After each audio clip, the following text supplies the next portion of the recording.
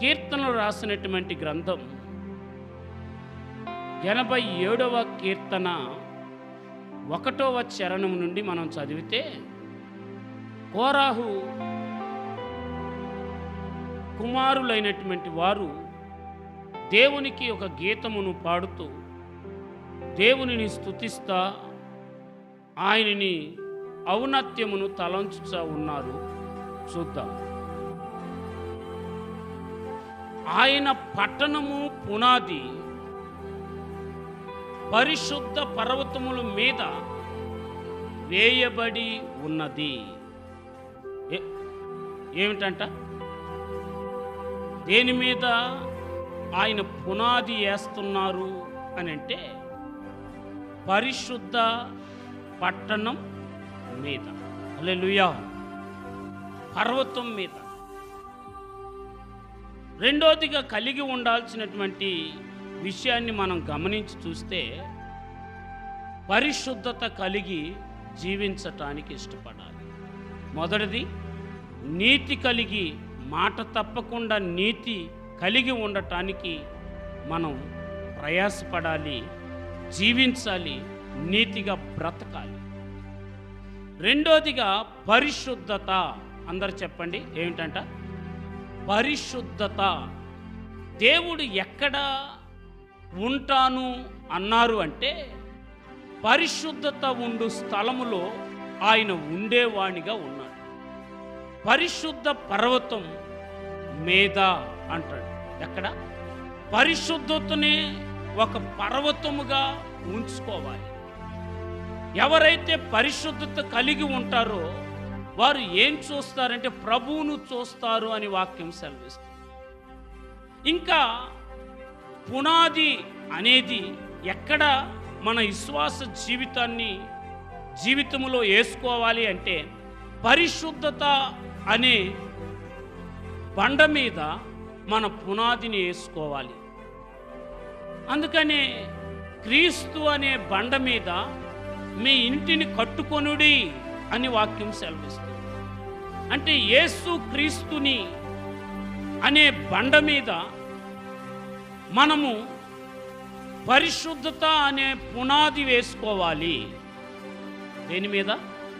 యేసు క్రీస్తు అనే బండ మీద పరిశుద్ధత అనే పునాది వేసుకోవాలి. అప్పుడు ఆ పునాది గట్టిగా నిలబడుతుంది. కనుక వరదొచ్చినా, గాలి వీచినా, ఏమండి, ఆ ఇంటి మీద ఒడిగా కొట్టినా ఆ ఇల్లు కదల్చబడదు. రైతులా ఎలా పడదంట? కదల్చబడదు, ఊగిపోదు, క్రాకులు ఇవ్వదు, బలహీన పడదు.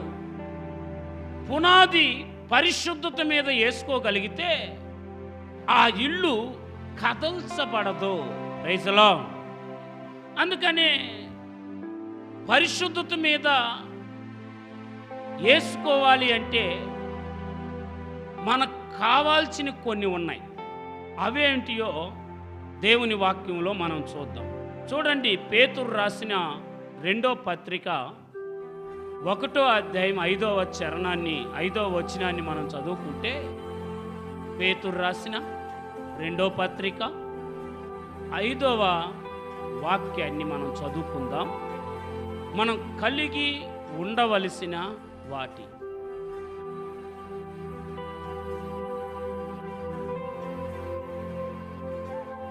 చూడండి, ఆ హేతువు చేతనే మీ మట్టుకు మీరు ఎలా ఉండాలి? పూర్ణ జాగ్రత్త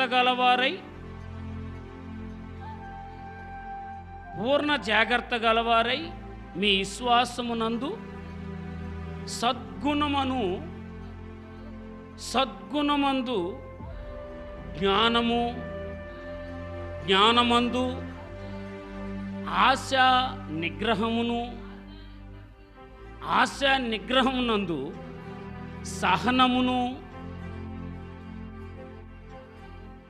సహనమునందు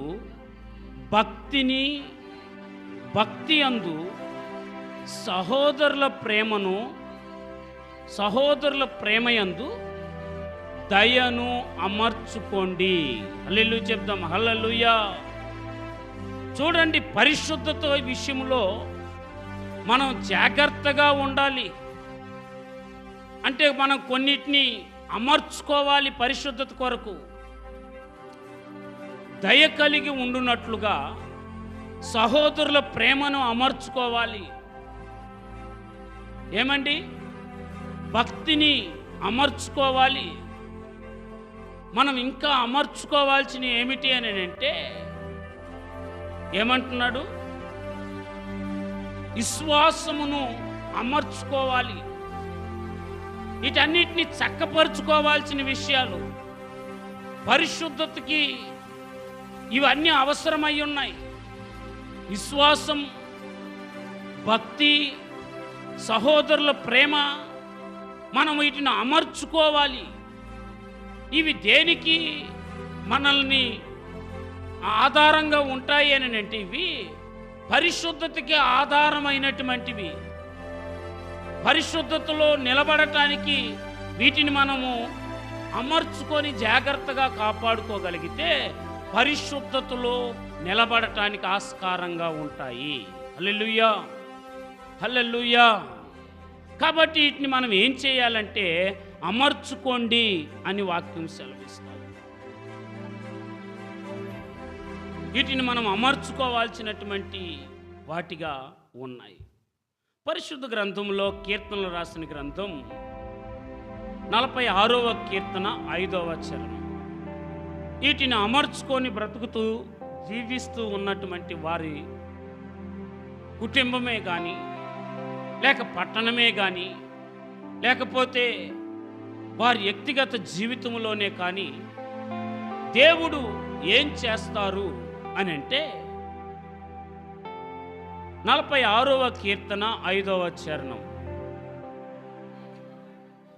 దేవుడు ఆ పట్టణములో ఉన్నాడు, దానికి చలనము లేదు. అరుణోదయమున దేవుడు దానికి సహాయము చేయుచున్నాడు. హల్లెలూయా. ఎవరికి దేవుడు సహాయకుడిగా నిలబడతాడు? ఎవరికి దేవుడు సహాయము చేయటానికి ఇష్టపడతాడు? అరుణోదయమున సూర్యుడు ఉదయించినట్లుగా అరుణోదయమున దేవుని దీవెన, దేవుని ఆశీర్వాదం, దేవుని కాపుదల, దేవుని భద్రత, దేవుని క్షేమం ఏ ఇంటి మీదకి ఉదయించబడతాది అంటే ఎవరైతే పరిశుద్ధత విషయంలో పరిశుద్ధతను అమర్చుకొని జీవించటానికి ఇష్టపడుతూ ఉంటారో వారి మీదకి దేవుని కటాక్షం, దేవుని దయ, దేవుని కరుణ, దేవుని యొక్క ఎలుగు ఆ ఇంటిలో, ఆ పట్టణములో, ఆ వ్యక్తిలోనికి రావటానికి ఇష్టపడుతుంది. నీవు ముస్లిమ్సా, ఈదుడువా, లేకపోతే నువ్వు హిందువువా, లేకపోతే నువ్వు క్రిస్టియన్సా కాదు, కుల మత భేదము లేకుండా దేవుని సహాయం, ఎవరైతే ప్రేమ, సమాధానం, ఎవరైతే దీర్ఘశాంతం, దయాలత్వము కలిగి, మంచితనము కలిగి, ఆశా నిగ్రహము కలిగి ఎవరైతే జీవించటానికి ఇష్టపడతారో వారందరి మీదకి దేవుని కరుణ, దేవుని కటాక్షం, దేవుని కాపుదల, దేవుని క్షేమం ఆ ఇంటిలోనికి, ఆ పట్టణంలోనికి వస్తుందని దేవుని వాక్యం సెలవిస్తుంది. పరిశుద్ధతలో తొలగిపోయి అపవిత్రతలో నలిగితే, అపవిత్రతలో నడిస్తే నష్టము ఆ ఇంటి మీదకి వస్తుందని అర్థము. హల్లెలూయా. అందుకని మనం దేవుని దయను పొందిన వారమై కాపాడబడినట్లుగా కొనసాగాలి. అందుకని మన పితరుడైన అబ్రహాం నిరీక్షణ కలిగిన వాడై ఉన్నట్లుగా దేవుని వాక్యం సెలవిస్తుంది. అబ్రహాము ఎలాంటి వాడు, ఎలాగ ఉన్నాడు అని మనం గమనించి చూస్తే అబ్రహాము నిరీక్షణ కలిగిన పట్టణం కొరకు ఎదురు చూస్తున్నాడు. నిరీక్షణ కలిగి ఒక పట్టణం కొరకు ఎదురు చూస్తూ ఉన్నాడు. అదే నిలవరమైన పట్టణం, నిత్యము నిలిచే పట్టణం, స్థిరకాలం ఉండగలిగినటువంటి పట్టణం. దానినే దేవుని రాజ్యం అని అన్నారు. అందుకని ఈ లోక సంబంధులం కాక పరలోక సంబంధులమైనటువంటి వారిగా ఆత్మ సంబంధంగా మనం నడుచుకోవాలి. అబ్రహాము కూడా ఆత్మ సంబంధంగా నడుచుకున్నాడు.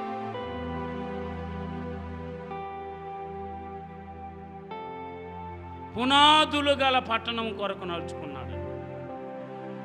పునాదులు గల పట్టణం కొరకు. కాబట్టి మనం ఆ పునాదులు గల పట్టణం కొరకే ఎదురు చూడగలగాలి. కాబట్టి అలాగనే అపోస్తులు బోధయందు నిలిచి ఉండుడి అని వాక్యం సెలవిస్తుంది. అపోస్తులు బోధయందు నిలిచి ఉండండి.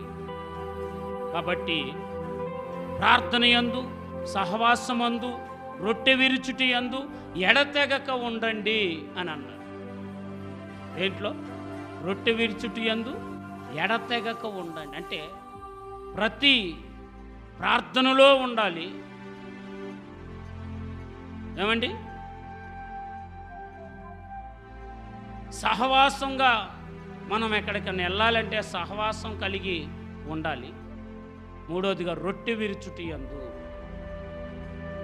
ఎన్ని రోజులైంది మీకు తెలుసా? ప్రభు బల్లారాధన తీసుకొని, కానీ మీకు ఆలోచన రావట్లేదు ఏంటా ఎట్లా చేద్దామని. ఎవరన్నా అడుగుతారేమోలని నేను కూడా కాముగా అడిగినప్పుడు నేను రోజు తీసుకుంటాను బయటకు వెళ్తాను. కానీ మీ సహవాసం దేవునితో కలిగి ఉంటాను.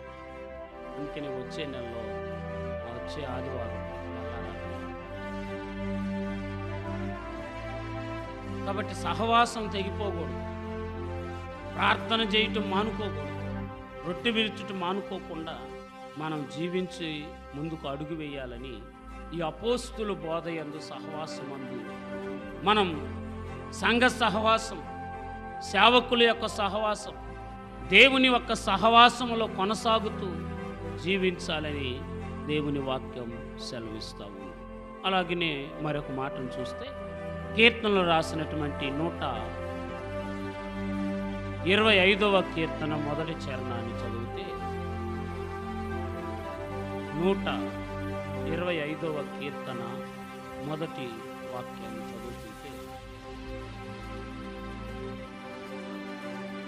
యెహోవా యందు నమ్మిక ఉంచువారు కదలక నిత్యము నిలుచు సియోను కొండవలే నుందురు.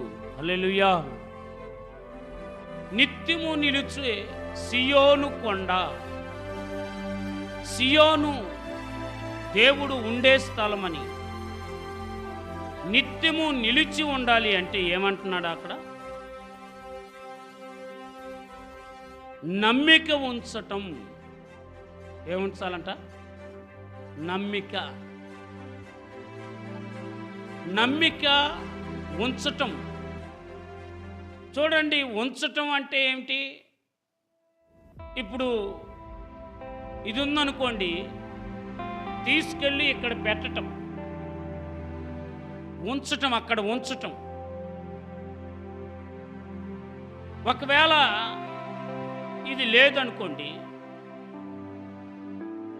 మాట మాత్రం అక్కడ ఉంచినాలే, అక్కడ ఉంచుతాలే, అక్కడ ఉంచుతాలే అంటే ఉంచినట్టు అవుద్దా? కొంతమంది యెహోవా యందు నమ్మిక ఉంచండి అని అంటే ఉంచామండి అంటారు. అంటే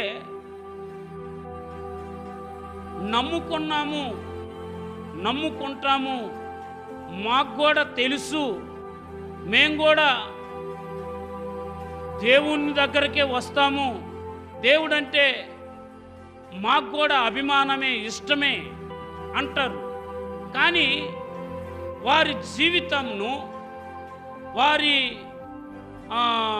వ్యక్తిగత జీవితాన్ని, కుటుంబాన్ని, లేకపోతే వారు దాని రూపంలోనికి తీసుకున్నారు. అంటే వారి అంత సమర్పించబడి దేవుని కొరకే నమ్మిక ఉంచాము అని అంటారు. అంటే నమ్మిక ఉంచటం వేరు, నమ్ముకోవటం వేరు. హల్లెలూయా. నమ్ముకోవటం అనేది ఎలాంటిదంటే, నమ్ముకున్నానండి అంటారు. చాలామందిని నమ్ముకుంటారు.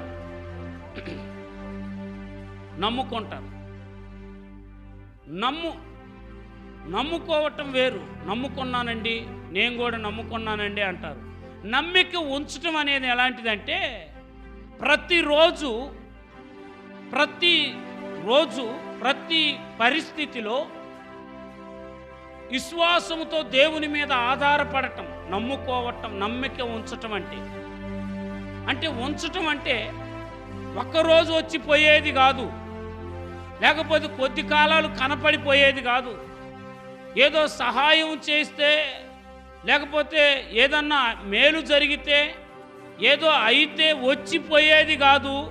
నమ్మిక ఉంచటం వేరు. ఉంచటం అనేది ఎలాంటిదంటే, ఒక వస్తువుని తీసుకుపోయి ఒక చోట పెట్టటం, దాన్ని ఉంచటం అంటారు. అలాగనే మన నమ్మికను దేవుడి మీద ఉంచటం అంటే, బ్రతికినా చనిపోయినా మనము దేవుని సన్నిధిలో దేవుని కొరకే మనల్ని మనం ప్రాణార్పణగా పోయబడటం. కష్టమే వచ్చినా, నష్టమే జరిగినా, అవమానమేనైనా, దుఃఖమే కలిగినా, వేదనే అయినా దేవుణ్ణి విడిచిపెట్టకుండా, దేవుని సన్నిధిని మరిచిపోకుండా, దేవుని సన్నిధిలో నిలిచి ఉండటమే నమ్మిక ఉంచటం. ప్రతి పరిస్థితిలో వెనకడుగు వేయకుండా, వెనదిరిగి చూడకుండా ఉండటమే నమ్మిక ఉంచటం.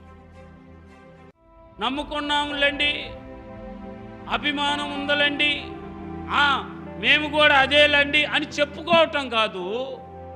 ప్రతి దాంట్లో నిలబడి ఉండటమే నమ్మిక ఉంచటం. హల్లెలూయా. అందుకే మనం ఏం చేయాలి అంటే, నమ్మిక ఉంచాలి. అందుకని ఏమంటున్నాడు ఆయన, దేవుని యందు నమ్మిక ఉంచిన వారు కదలక నిత్యము నిలుచు సియోను కొండవలే నుందురు. కదలక వారు కొండవలే ఉంటారు. కొండ కదులుద్దండి, కదిలిపోద్ది కొండ. ఏడు నుంచి ఆడికి, ఆడి నుంచి ఏడికి. అంటే మనం నమ్మిక కొండవలే ఉండాలి. మన పరిశుద్ధత కొండవలే ఉండాలి. మన నీతి కొండవలే ఉండాలి.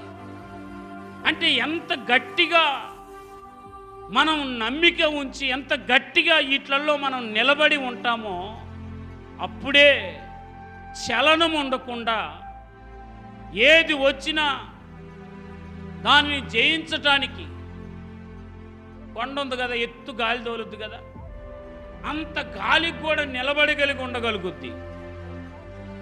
ఎందుకని? కదల్చబడతాం.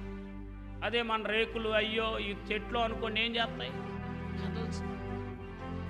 అంత గట్టిగా స్టాండర్డ్గా మనం విశ్వాసము కలిగి పునాదిని వేసుకొని ఉండాలి అని దేవుని వాక్యం సెలవిస్తుంది. అప్పుడు మనం నిరీక్షణ కలిగిన వారమై, దేవుని మీద నమ్మకము కలిగిన వారమై, ఆ నిత్య రాజ్యం కొరకు, ఆ శుద్ధ సువర్ణ పట్టణము కొరకు, యేసు క్రీస్తు నివసించే ఆ మోక్ష దివ్య అమూల్యమైన ఆ నిత్య రాజ్య వారసులుగా మనం భూమి మీద నడిపించబడతా ఉంటాం. కాబట్టి ఎవరికి సహాయం కలుగుతుంది అంటే, నీతిమంతులకి, రెండోదిగా పరిశుద్ధులకి, మూడోదిగా నిలిచి నమ్మిక ఉంచినటువంటి వారికి. ఇవి దేవుడిస్తున్నటువంటి దీవెన, దేవుడిస్తున్నటువంటి ఆశీర్వాదం. దేవుడు ఆ పట్టణాన్ని, ఆ కుటుంబాన్ని, ఆ ఇంటిలో ఉండి నడిపిస్తాడు, ఆలోచన చెప్తాడు, కార్యాన్ని చేస్తాడు. నమ్మిక మాత్రం ఉంచు. నువ్వేం చూస్తావు? దేవుని మహిమను చూచెదవు. Praise the lord. ఏముంచాలంట? నమ్మిక ఉంచు. నీవు దేవుని కార్యాన్ని చూస్తావు. ఈనాడు చాలామంది దేవుని కార్యాలను చూడలేక, దేవుని శక్తిని అనుభవించకుండా, దేవుని మహిమను ఎరగకనే కదల్చబడతా ఉన్నారు. అందుకనే దేవుని మహిమను చూడాలి అంటే మనం నమ్మిక ఉంచాలి, కదలకుండా జీవించాలి. ఆ విశ్వాస జీవితమే మనల్ని దేవుని దగ్గరికి, దేవుని లోనికి, దేవుని ఆశీర్వాదాలకి వారసులుగా చేస్తుంది. కాబట్టి అట్లా మనందరం జీవించాలని దేవుని వాక్యం సెలవిస్తూ ఉంది. కాబట్టి వాక్యానుసారంగా జీవిద్దాం, దేవుని సన్నిధిలో నడుచుకుందాం. అట్టి కృప దేవుడు మనకి ఇచ్చునుగాక. ఆమేన్. ప్రార్థన చేసుకుందాం. పరిశుద్ధుడైన దేవుడు ఇంతవరకు మనతో మాట్లాడిన మాటలన్నీ ధ్యానం చేసుకుని, నీతి నీ హృదయములో ఉందా? పరిశుద్ధత నీ వ్యక్తిగత జీవితంలో, కుటుంబ జీవితంలో, నీ వెళుతున్న స్థలంలో పరిశుద్ధత కలిగి ఉన్నావా? మూడోది, నమ్మకం కలిగి జీవిస్తున్నావా లేదా? అపనమ్మకం రానియకుండా నాకు నమ్మకమును కలుగు చేయమంటున్నావు. అపనమ్మకం లేకుండా ఉన్నావా? అపనమ్మకాల మధ్య అటు ఇటు కొట్టుకలాడి కదిలించబడుతూ దేవుని సన్నిధికి దూరం అవుతున్నావు. ఒకసారి జ్ఞాపకం చేసుకో, ప్రార్థన చేసుకో.